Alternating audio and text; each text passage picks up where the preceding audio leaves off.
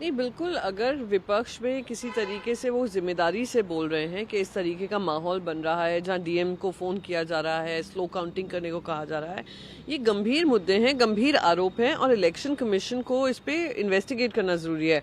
हर चीज़ को खारिज कर देना, हर चीज़ को डिसमिस कर देना, जहां कंसर्न्स डेमोक्रेसी को लेकर रियल हैं, उस पर ध्यान देना ज़रूरी है क्योंकि वहाँ की जनता जो थी क्लियरली बड़ी आक्रोशित है और जिस तरीके से एग्जिट पोल्स के आंकड़े आ रहे हैं और एग्जैक्ट पोल्स के रिजल्ट्स क्या होंगे वो हमें अभी पता नहीं है, पर अगर कोई गंभीर आरोप लगा रहा है तो जांच होनी चाहिए। मैम, बीजेपी के लोगों का कहना है कि विपक्ष हार रहा चुनाव, इसलिए अभी से ही ईवीएम पे अपना ठिकरा फोड़ने लगा है। बीजेपी का काम ही है दूसरे विपक्ष को के बारे में इस तरीके की बातें करना, ये कहना कि मनगढ़ंत कहानियां हैं, ये कहना हार देख रहा है।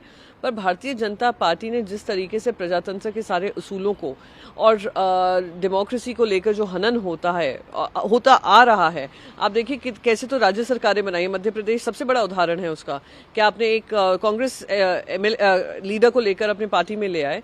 तो ये भारतीय जनता पार्टी की पूरी कथनी और करनी है, तो वो लोग इस पे कम ही बोले तो ज़्यादा ठीक रहेगा। और इलेक्शन कमीशन जो एक इंडिपेंडेंट बॉडी है इन्वेस्टिगेट करे, दैट्स इम्पोर्टेंट।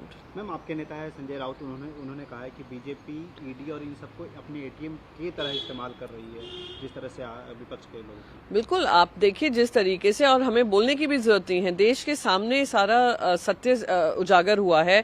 आप वेस्ट बंगाल ले लीजिए, आप तेलंगाना ले लीजिए, आप आंध्र प्रदेश ले लीजिए, आप महाराष्ट्र ले लीजिए, जहां जहां सरकारें भारतीय जनता पार्टी की नहीं हैं, वहां वहां एक टूल किट की तरह भारतीय जनता पार्टी ने ईडी, सीबीआई, आईटी और नारकोटिक्स ब्यूरो को लगाया हुआ है।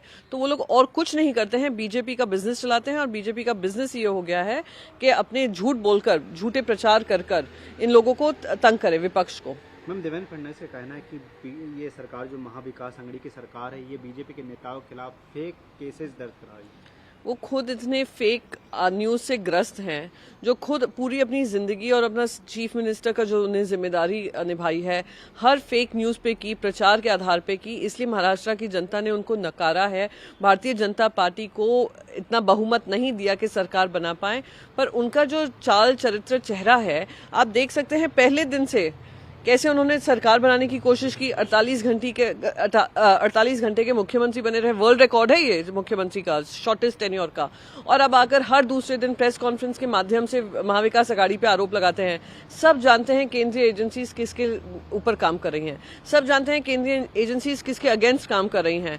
तो ये महाराष्ट्र सरकार पे आरोप लगाना थोड़ा हास्यास्पद है। और मैं सच में फिर से एक बार कहूंगी कि उनका जो मानसिक संतुलन है थोड़ा गड़बड़ाया हुआ है, उनको थोड़ा धैर्य रखना चाहिए, जनता के बीच में काम करें, हो सकता है जनता का विश्वास जीत पाएंगे। मैम, एक आखिरी सवाल, ममता बनर्जी ने कहा है कि बीजेपी दगाबाज और झूठे कॉन्स्पिरेसी के ऊपर चलने वाली है, डेमोक्रेसी को खत्म करने की कोशिश कर रही है। बिल्कुल, मैंने अभी शुरू में ही कहा, आप जिस तरीके से एक टूल किट बन गया है कि कैसे हम गैर संवैधानिक तौर तरीके अपनाएंगे, कैसे हम प्रजातंत्र के उसूलों का हनन करेंगे, कैसे हम जो इंस्टीट्यूशनल बॉडीज हैं उनको खत्म करेंगे। आज CBI, ED, IT, NCB, her agency को देखिए, सब उनके उस हिसाब से जी रहा है। और अगर ऑफिशियल्स उनके काम नहीं करेंगे तो उनको खारिज कर दिया जाता है या उनको निकाल दिया जाता है एजेंसी से। तो कहीं ना कहीं ये देश की जनता भी समझ रही है, पॉलिटिकल विपक्ष भी समझ रहा है कि इनका इस्तेमाल हो रहा है। आने वाले समय में ये प्रजातंत्र और कॉन्स्टिट्यूशन दोनों के लिए हानिकारक है, जहां पे हमारी कोई भी इंस्टीट्यूशंस इंडिपेंडेंट नहीं रहेंगी। नमस्कार, मैं हूं मानक गुप्ता। अगर आपको हमारा ये वीडियो पसंद आया हो तो इसे लाइक और शेयर जरूर करें।